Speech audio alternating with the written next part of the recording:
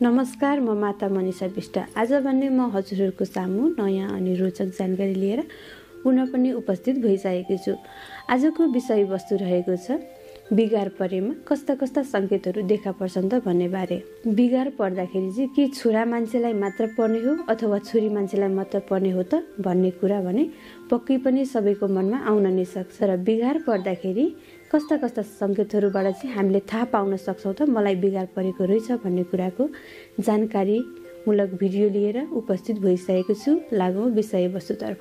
छोरा मान्छेमा बिगार पर्यो भने देखा पर्ने केही लक्षणहरू छन्, जसमा चाहिँ पर्दछन् खान मन नलाग्ने, पेट दुखिरहने, हात गोडा जिउ एकदमै दुख्ने, पेटमा के कुदेको जस्तो हुने, खानेकुरा खान मन नलाग्ने, हात गोडाहरू सुक्दै जाने, दिशा सम्बन्धी समस्या आउने अथवा दिशा क्लियर नहुने, यी रहेका थिए छोरा मान्छेमा देखा पर्ने लक्षणहरू।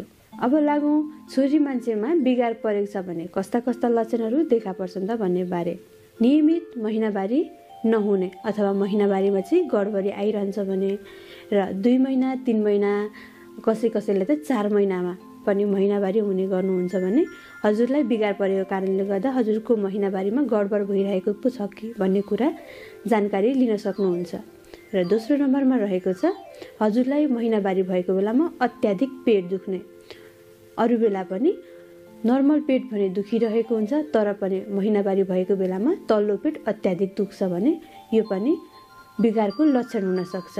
अत्याधिक ढाड दुखेर ढाड पोलेर बस्न नसक्ने एकदमै गाह्रो हुन्छ भने चाहिँ बिगारको कारणले गर्दाखेरि पनि हुन सक्छ है। र हजुरको हात खुट्टा जिउ एकदमै दुख्ने पोल्ने भइरहन्छ भने यो पनि बिगारकै लक्षण हो।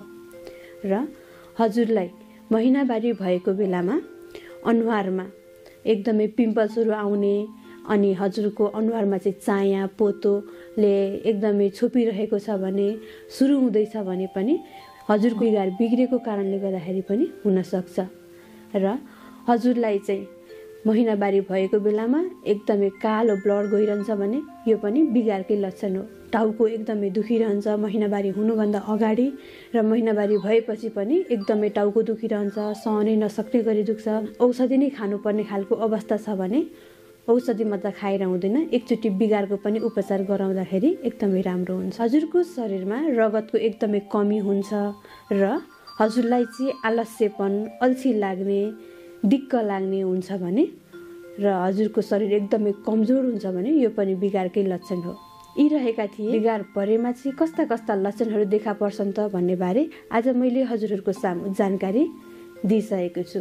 र बाँकी यस्तै अन्य भिडियोहरूमा पुनः पनि भेट्ने बाचाका साथ आजको यस भिडियोबाट बिदा हुने अनुमति माग्छु। हस्त, जय हो।